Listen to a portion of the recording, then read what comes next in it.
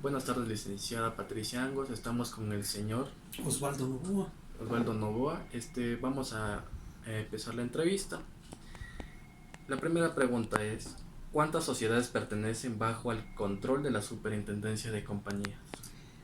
Generalmente la Superintendencia de Compañías tiene un control aproximado de más de 70.000 compañías activas a nivel nacional. Obviamente que así como se forman al año aproximadamente en el orden superior a las 8.000 empresas nuevas, también en el mismo año pueda que se liquiden en forma masiva o en forma individual muchas compañías. Entonces el número va fluctuando entre las que se crean y las que se extinguen, porque las personas jurídicas son parecidas a las personas naturales, es decir, nacen, crecen económicamente, su capital, sus activos, su patrimonio, luego incluso pueden tener, llamémosle así, una forma de reproducirse a través de formar filiales, sucursales o escindirse en varias compañías, fusionarse, que es una especie, llamémosle, como de matrimonio en el caso de las personas naturales. Y finalmente también pueden extinguirse, es decir, morir las compañías en un proceso societario que a veces es común. Hay grandes corporaciones que permanecen por muchísimas décadas funcionando y creciendo, pero hay otras compañías que desaparecen así como se formaron.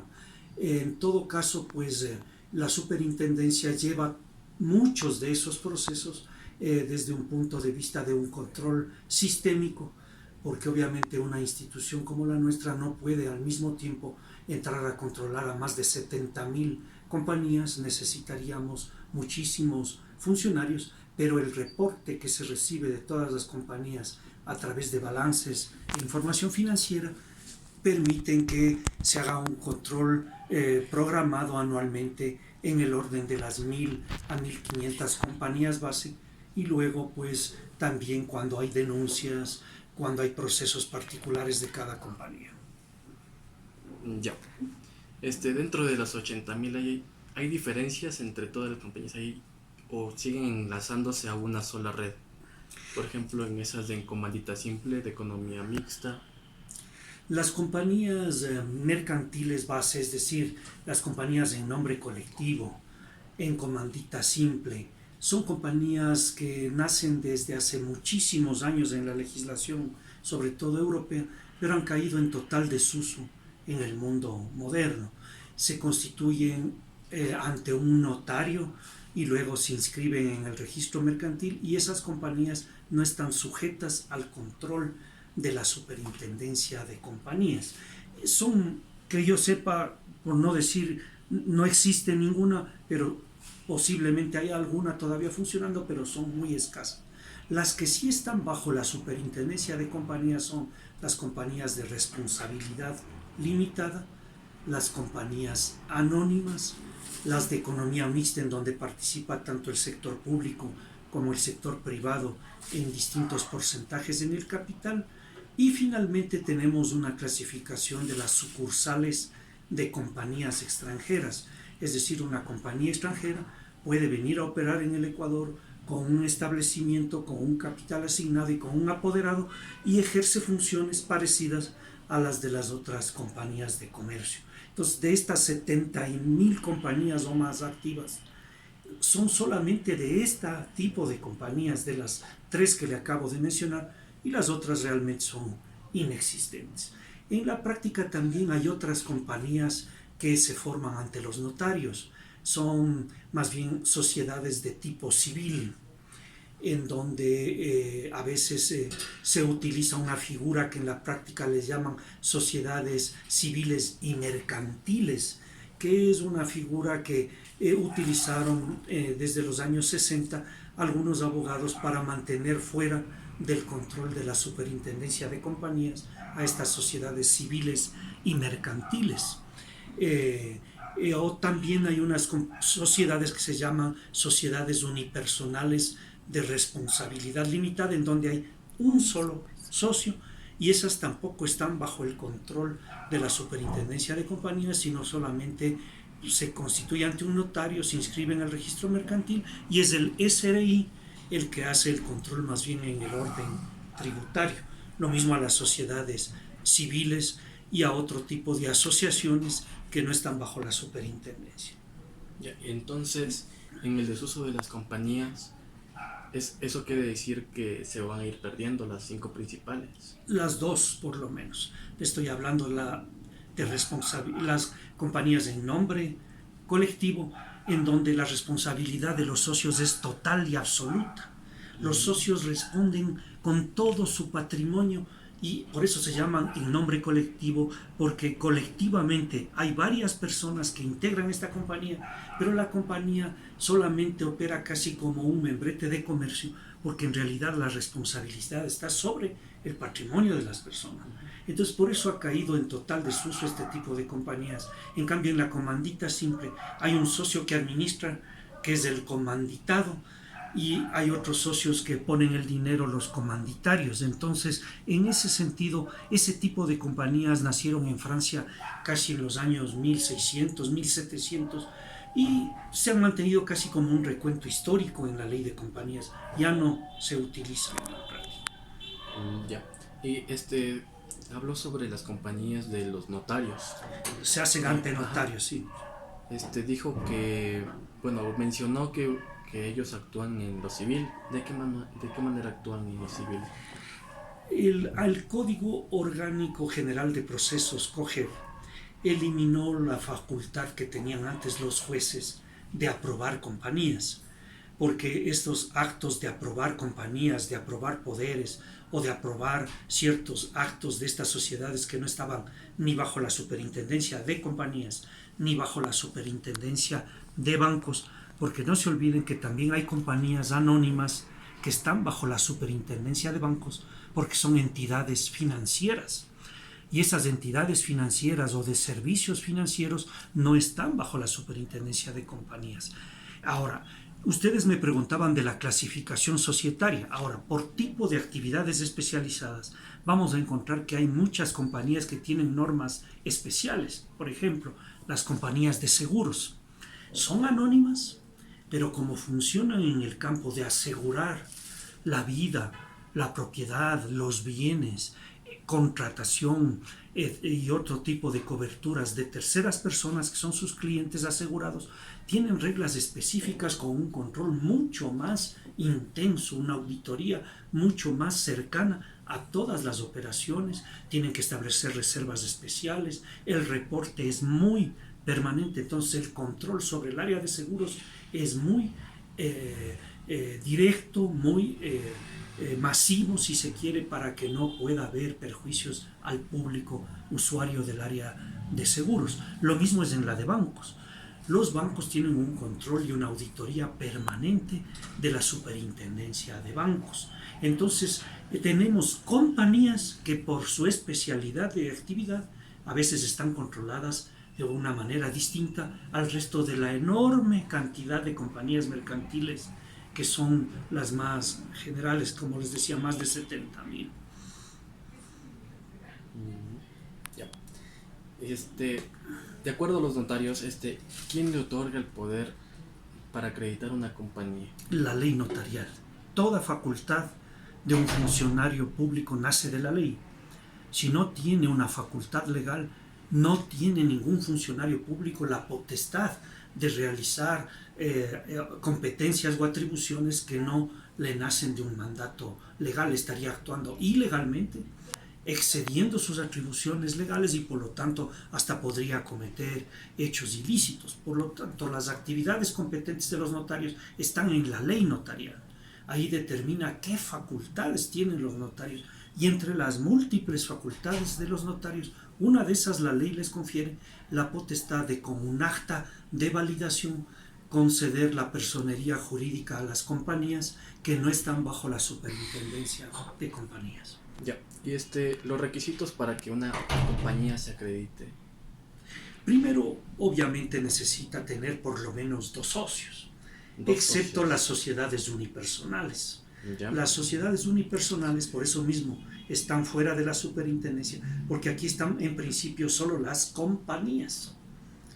Las sociedades unipersonales, en cambio, están integradas por una sola persona, y entonces el contrato de compañía es entre dos o más partes.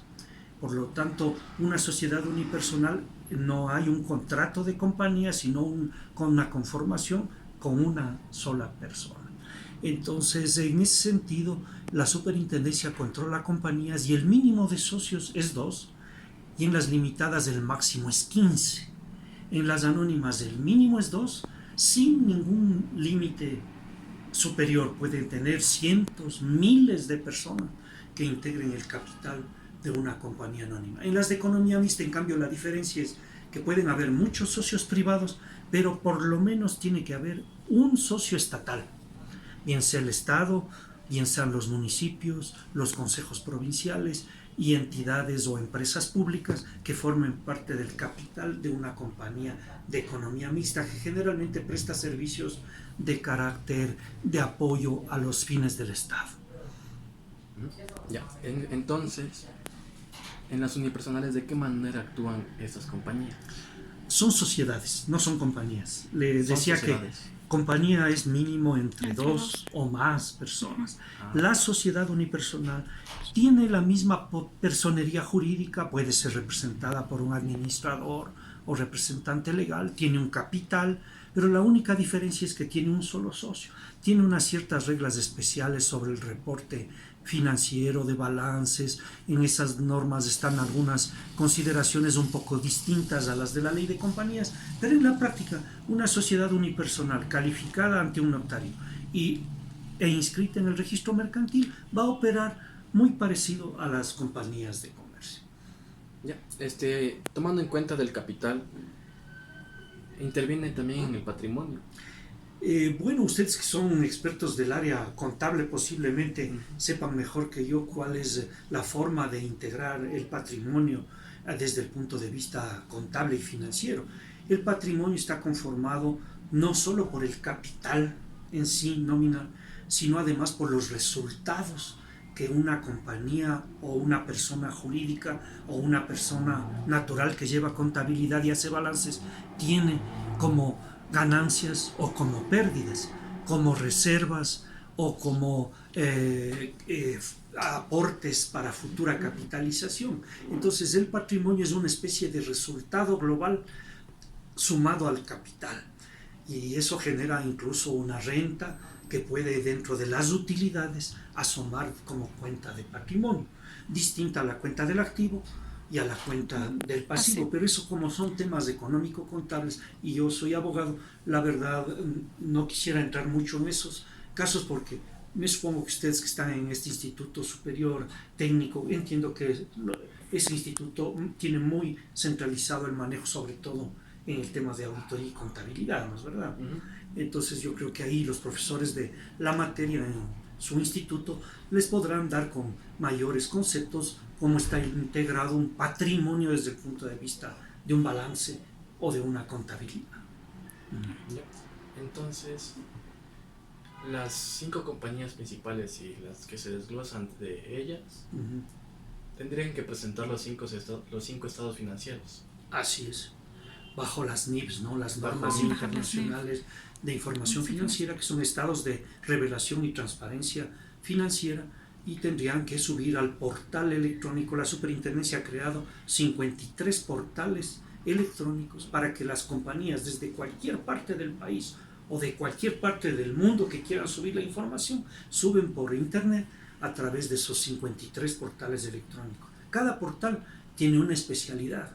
Por ejemplo, subir nombramientos, subir balances, reportar transferencias de acciones. En otros se suben información de carácter de seguros, de las compañías de mercado de valores, las que operan como emisoras en las bolsas de valores, los agentes que controlan esas operaciones a través de bolsas de valores, etc. Es decir, hay 3 áreas básicas en la superintendencia de compañías: el área societaria, el área de mercado de valores y el área de seguros. En todas hay uno de esos 3 tipos de compañías base que les nombré: Las dos iniciales, olvídense, esas ya no existen realmente en la práctica. Entonces, de esas tres tipos de compañías van operando especializadamente en cualquiera de esos tres ámbitos. Es el societario comercial general, el de mercado de valores, que es emitir valores negociables que se hacen por ruedas de bolsa o fuera de ellas, y seguros, que es el área de cobertura de riesgos y siniestros en general. Las aseguradoras son pocas, porque son empresas muy calificadas y muy controladas, así como los bancos. Los bancos son muy pocos porque tienen un campo de operación muy controlado y además las actividades dependen de un mercado financiero que no da para tantas entidades como el número de 70.000, que en cambio están en todo el resto de actividades económicas, industriales, agropecuarias, comerciales, de transporte, de seguridad y vigilancia privada, de todo lo que se les ocurra como actividad económica. Siempre van a encontrar compañías que se dediquen a uno o más de sus campos de actividad. Están clasificados, no sé si ustedes tienen conocimiento de la clasificación internacional industrial uniforme de las Naciones Unidas.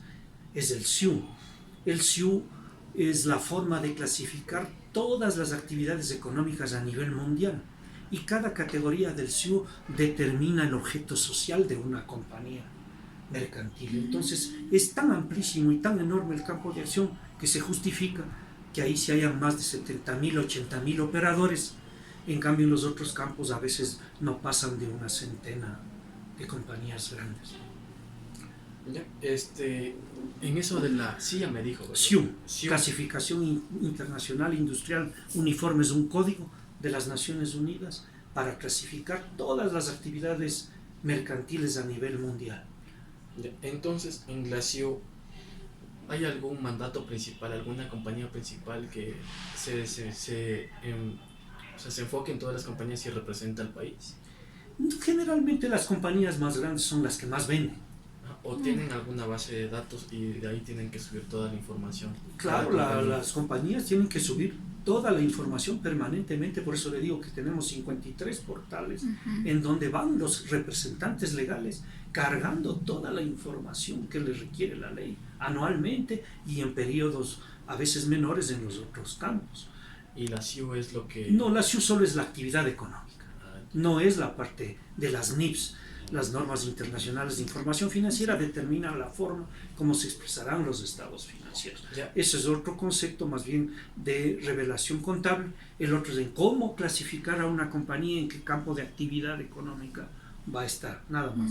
Es un clasificador para saber en qué campo de actividad está, nada más. Okay. Es como decir usted, está en un instituto de especialización contable. Otros estudiantes pueden estar en ingeniería civil, otros en arquitectura, otros en medicina, así mismo las compañías, así como las personas tienen especialidades, las compañías tienen actividades específicas con especialización en ciertas áreas del mercado, de la industria y del comercio. Entonces, igual que las personas naturales, las personas jurídicas también tienen una especie de, llamémoslo entre comillas, profesión o especialización. Entonces, si uno hace el símil entre las personas jurídicas y las naturales, se encuentran muchas similitudes de lo que es el desarrollo de esas empresas. Ya. Y en el caso de las NIF, ¿habría alguna sanción si es que no se las ejerce dentro de las compañías? Sí, la aplicación de las NIPs es obligatoria, y si por lo tanto los estados financieros no están expresados de acuerdo a los principios NIP, la superintendencia incluso puede llegar a disolver y liquidar a las compañías que no tengan esa adecuada revelación de estados financieros. De hecho, muchas compañías desaparecen porque sus balances y su contabilidad no está de acuerdo con estos principios de revelación financiera internacional. Son principios, más que normas contables, son principios de contabilidad. Ya. Y ahora volviendo al tema de las 5 sociedades principales, que ahora son 3. Sí, porque las otras son históricas, ¿no? Ya hablamos de eso, ¿no? ¿Cuáles otras hay?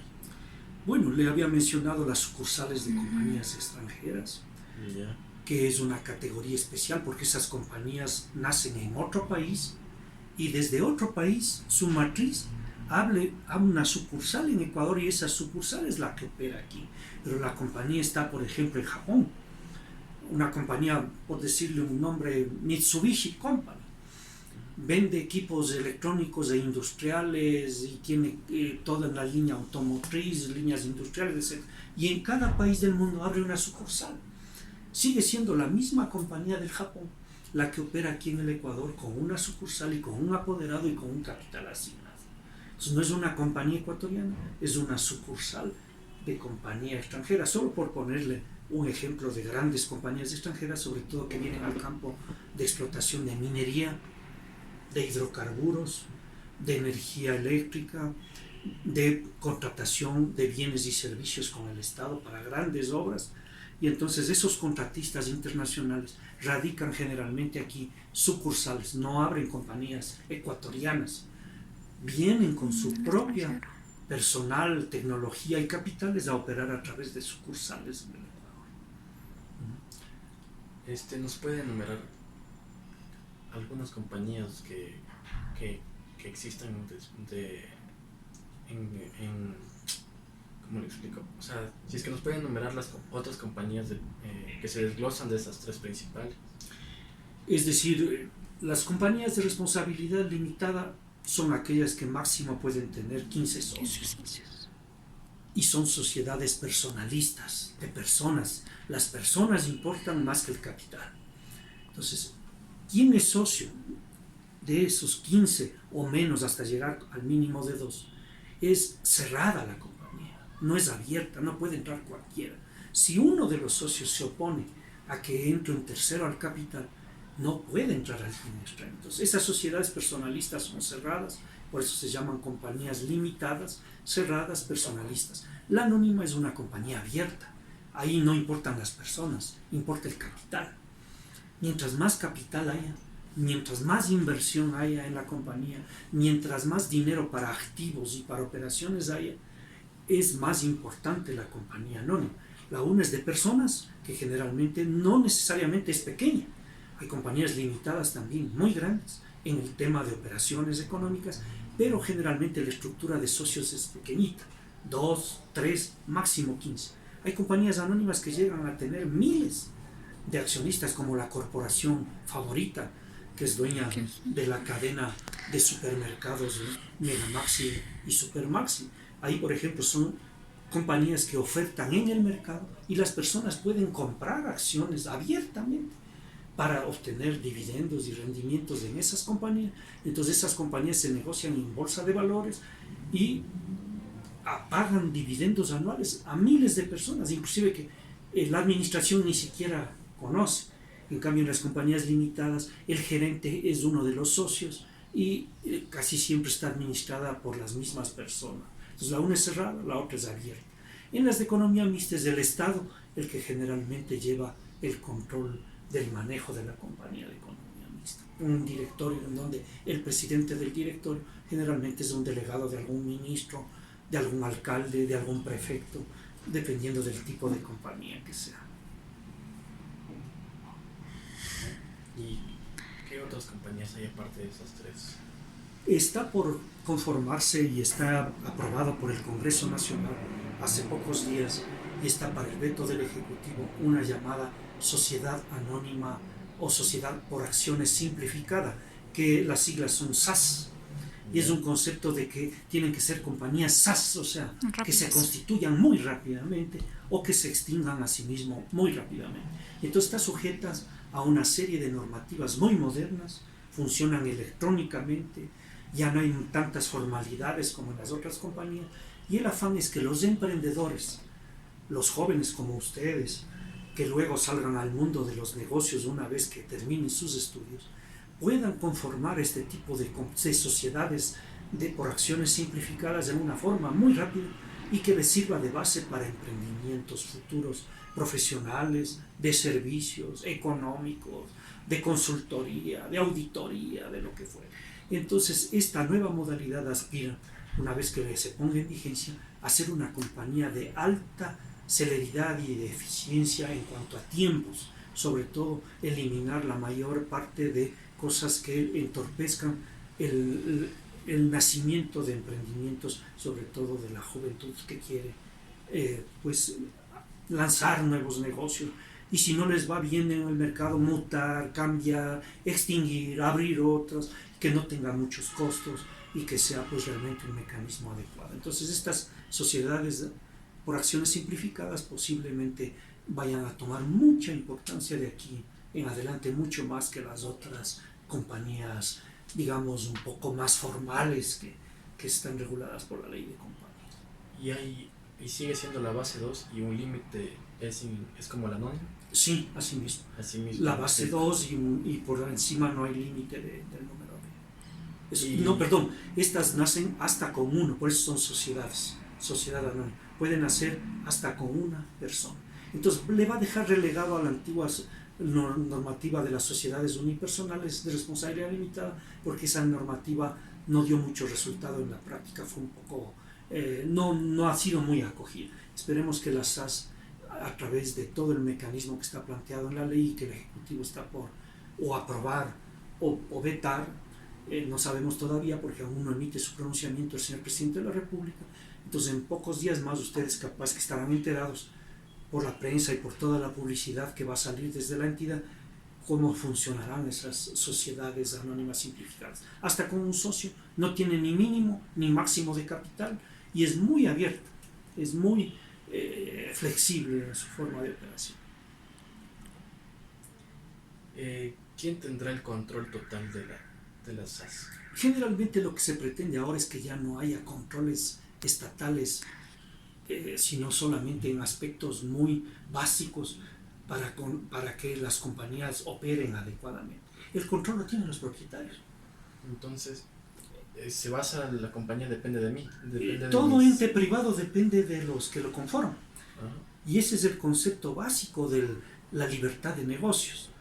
Los negocios se rigen por las normas de mercado, por la publicidad, por la eficiencia, por la calidad de los productos y servicios, por la inteligencia del que maneja un negocio, por el conocimiento de mercado, por la aplicación de normas técnicas en sus procedimientos y accionar, por contadores eficientes, por auditores eficientes. Entonces la superintendencia lo que hace es más un acompañamiento de vigilancia para que las compañías que no cumplen, es así, vuelvan a ponerse en orden. Si no se ponen en orden en su operación, ahí sí se les llega o a intervenir, a sancionar con multas pecuniarias o hasta disolver y liquidar. Pero la finalidad de los entes, si bien se llaman entes de control, porque así está en el concepto de la Constitución y de la función de transparencia y control social, a la que pertenecen todas las superintendencias. Ustedes sí deben conocer por cuántas superintendencias hay actualmente, ¿no es cierto? Eso es lo que veníamos a saber. Y claro, está la Superintendencia de Economía Popular y Solidaria, que maneja cooperativas, y también las cooperativas financieras.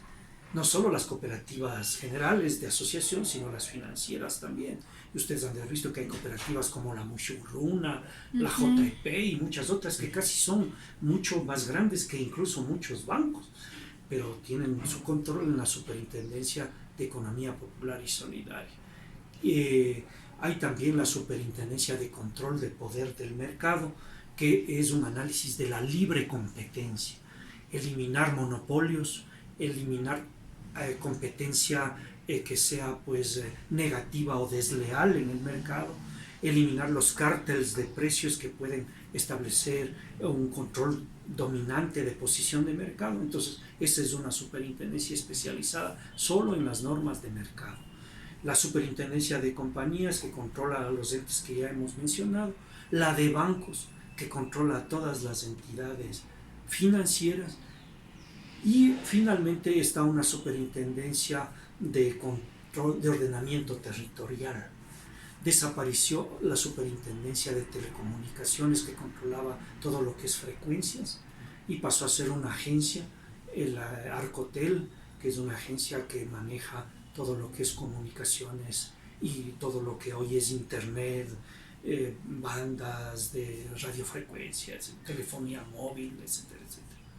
Entonces, si bien esas compañías están bajo la superintendencia, en su accionar de compañías por el accionar, por ejemplo, en telefonía móvil, por ponerle algo, la compañía que maneja el grupo Claro, por ejemplo, o el grupo Movistar. Son compañías que están bajo la superintendencia de compañías, pero la operación de telefonía está controlada por el Arcotel. Una compañía de transporte terrestre es una compañía limitada o anónima que está aquí, pero quien establece el control del transporte terrestre es la Agencia Nacional de Tránsito o las entidades municipales delegadas que tienen la empresa municipal de movilidad, y en otras municipalidades se llaman de distinta forma. Entonces, son compañías que en lo societario están acá, pero en sus operaciones están controladas por otros entes. Las petroleras están bajo el Ministerio de Hidrocarburos. Las mineras también están sobre ese mismo Ministerio de Hidrocarburos y Minería. Son compañías desde lo societario, pero sus actividades tienen otros entes que controlan sus actividades específicas. Turismo, aviación, tienen sus propios mecanismos de control, transporte terrestre, transporte marítimo, y así ustedes pueden ir viendo que el Estado ha creado una serie de mecanismos de control cruzado, y un gran controlador de todo esto es el SRI. Es un servicio de rentas que maneja un control de toda la parte impositiva y de facturación de todos los entes a nivel nacional. Entonces, una de las entidades que mayor control pueda ejercer a nivel de todos los entes operativos económicos es el SRI. Yo creo que es la entidad que tiene el control más global, mucho más que las mismas superintendencias. Entonces, ustedes tienen que ir estableciendo categorías de funcionalidad. Como le digo, el control societario, más que un control, es un acompañamiento. Es hacer que las compañías funcionen bien, que reporten bien, que su contabilidad sea correcta, que sus activos estén bien identificados, que sus pasivos estén contabilizados, que no hay ocultamientos de carácter contable o tributario, etc. Entonces, ese acompañamiento es más una vigilancia, más que un control sancionador. ¿Quién controla una compañía? El propietario. Por eso son entes privados, todos son entes privados, excepto los de economía mixta en donde está metido el Estado, o las sociedades anónimas, a veces donde el propietario también puede ser un ente estatal. Pero el resto de compañías, cada grupo de propietarios, que son los socios o los accionistas, ponen su dinero, comparten un capital, y ellos son, a través de un gerente o un presidente, quienes controlan y administran un negocio. Entonces, el control está dado más bien por el capital, por el dueño del capital. Ya. ¿Qué otras compañías ya están laborando así como las SAS, que ya estén aprobadas técnicamente? Bueno, ahorita hay una nueva orientación hacia unas sociedades que se llaman B, que son unas sociedades de innovación en el área ambiental. Estas compañías se llaman sociedades de beneficio, porque no solo quieren lucrar y ganar dinero, sino que tienen una óptica más bien de cumplimiento de metas sociales, ambientales, laborales y de progreso de un grupo humano, de una población, del país. Estas sociedades de beneficio se distinguen de las sociedades de capital porque no solo quieren ganar dinero, pero quieren a su vez que ese dinero que ganan como capital, rendimiento, utilidad, también sirva para mejorar el medio ambiente, mejorar el estilo de vida de las personas. Por eso se llaman sociedades B o de beneficio. Otros les conocen también como sociedades BIC.